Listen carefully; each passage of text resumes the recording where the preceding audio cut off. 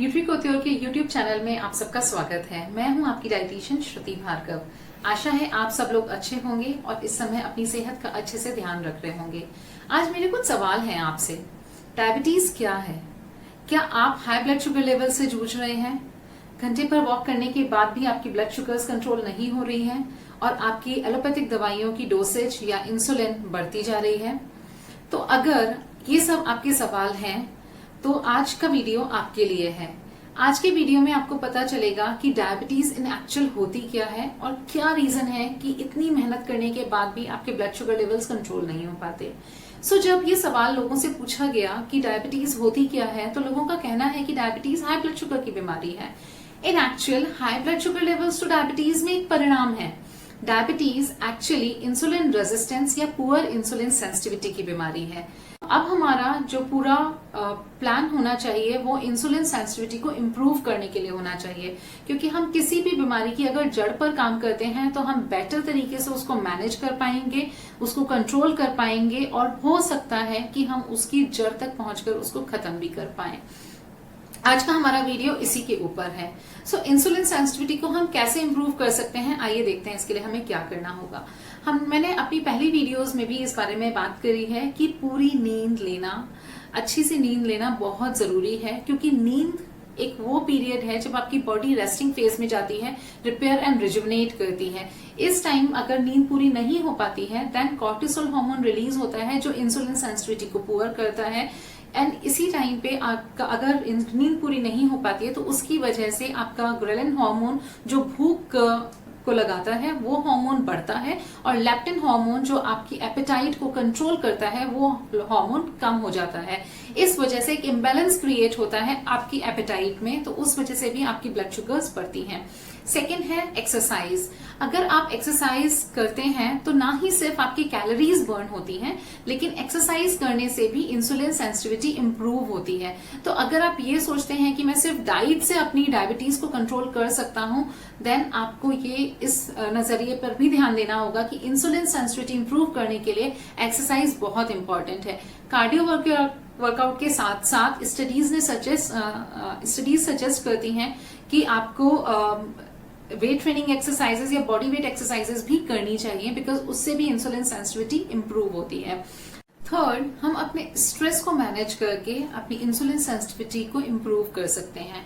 जब भी हमारी बॉडी स्ट्रेस्ड होती है, चाहे वो फिजिकल स्ट्रेस हो जैसे कोई बीमारी हो जाती है, फीवर, इन्फेक्शन एक्सेट्रा, या फिर इमोशनल स्ट्रेस हो, देन उस वजह से हमारी बॉडी में जो स्ट्रेस हार्मोन्स होते हैं वो रिलीज होते हैं और वो हमारे ग्लाइकोजन स्टोर्स को ब्रेक करके ग्लूकोज में कन्वर्ट करते हैं। चाहे आपने अभी खाना खाया हो, लेकिन body, in simple words, body एक वीक फेज में जाती है एंड इस एक शॉक में जाती है और इसकी वजह से बॉडी को एनर्जी डिप्लीशन फील होता है और उसको फुलफिल करने के लिए ग्लाइकोजन स्टोर्स को ब्रेक करके ग्लूकोज रिलीज किया जाता है।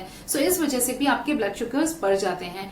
इसीलिए स्ट्रेस को मैनेज करना बहुत इंपॉर्टेंट है इन केस ऑफ डायबिटीज, और इसलिए डॉक्टर्स सजेस्ट करते हैं, आपके डायबिटीज एजुकेटर्स ने भी आपको सजेस्ट किया होगा कि आप मेडिटेशन करिए या फिर आप योगा करिए, सो दैट आप अपने माइंड को काम कर सकें और अपने स्ट्रेस को मैनेज कर सकें। इसके अलावा ये तो हमारे 3 वो पैरामीटर्स हो गए जो हमारे लाइफस्टाइल का पार्ट है। हम इसी तरीके से हमारे लाइफस्टाइल का एक बहुत इंपॉर्टेंट पार्ट है जिसको हम डाइट का नाम देते हैं। हमारी डाइट एक बहुत इंपॉर्टेंट रोल प्ले करती है हमारी डायबिटीज को मैनेज करने के लिए। प्रोटीन्स, कार्बोहाइड्रेट्स एंड फैट्स, इन तीनों का नाम आपने सुना ही होगा। ये हमारे मैक्रोन्यूट्रिएंट्स है। इसके बारे में मैं अपनी नेक्स्ट वीडियो में आपसे इन्फॉर्मेशन शेयर करूंगी। आज की वीडियो में हम कुछ उन माइक्रोन्यूट्रिएंट्स के बारे में बात करेंगे जो इंसुलिन सेंसिटाइजेशन के लिए बहुत जरूरी हैं। तो इसमें सबसे पहला मिनरल आता है क्रोमियम। क्रोमियम वो मिनरल है जो आपकी जैसे ही ग्लूकोज ब्लड में आता है और पैंक्रियास को सिग्नल मिलता है, इंसुलिन रिलीज होता है, तो इंसुलिन रिसेप्टर साइट से ग्लूकोज से अटैच होकर उसको सेल्स की साइट तक पहुंचाना होता है। अगर क्रोमियम की कमी है तो हमारी सेल्स रेजिस्टेंट हो जाती हैं and they do not allow insulin to leave glucose inside them.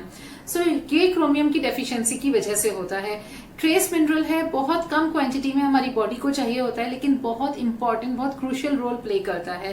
Chromium के कुछ सोर्सेज हैं, शेलफिश या ऑयस्टर्स, ये तो नॉन वेज सोर्सेज हो गए। वेजिटेरियन सोर्सेज में ब्रोकली, टोमेटो, ये कुछ सोर्सेज हैं जिनसे आपको या फिर होल ग्रेन्स जिनसे आपको क्रोमियम मिल सकता है।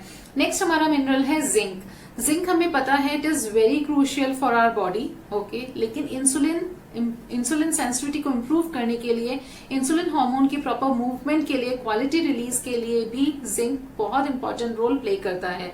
तो जिंक के जो सोर्सेज हैं आर अगेन लाइक हमें फिश से मिलता है, शेल फिश से मिलता है, ऑयस्टर से मिलता है, या फिर हमें नट्स एंड सीड्स से जिंक मिलता है।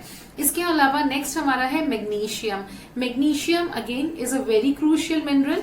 मैग्नीशियम डेफिशिएंसी की वजह से भी हमारी इंसुलिन सेंसिटिविटी पुअर होती है। सो हमें मैग्नीशियम की डेफिशिएंसी को भी फुलफिल करना होगा। कुछ इंपॉर्टेंट सोर्सेज हैं अगेन, कुछ seeds like sesame seeds, pumpkin seeds, watermelon seeds etcetera, या नट्स, या फिर डार्क ग्रीन लीफी वेजिटेबल्स या एप्रिकॉट्स एक्सेट्रा, ये कुछ हमारे मैग्नीशियम के सोर्सेज हैं। Vanadium again it's a trace mineral, means बहुत कम क्वांटिटी में हमारी बॉडी को चाहिए, लेकिन इंसुलिन सेंसिटाइजेशन के लिए बहुत जरूरी है। कुछ सोर्सेज हैं shellfish, spinach, mushroom etcetera. Apart from these minerals हमारी बॉडी को कुछ वाइटामिन की भी जरूरत होती है जो इंपॉर्टेंट रोल प्ले करते हैं इंसुलिन सेंसिटाइजेशन के लिए, और उसके साथ साथ हमारी प्रोग्रेसिंग डायबिटीज के केस में हमारे ऑर्गन्स को बचाने के लिए। For example vitamin B1 thiamine, it is very important to improve insulin sensitisation, और उसके साथ साथ ये हमारे ग्लूकोज मेटाबॉलिज्म को इम्प्रूव करता है, और इसके साथ साथ ये हमारी रेटिनोपैथी और पेरिफेरल न्यूरोपैथी में भी इंपॉर्टेंट रोल प्ले करता है। नेक्स्ट हमारा विटामिन है विटामिन B12। विटामिन B12 बहुत क्रूशियल है हमारे नर्वस सिस्टम के फंक्शनिंग के लिए, एंड ये हमारी पेरिफेरल न्यूरोपैथी से हमें बचाता है, डायबिटिक्स को बचाता है।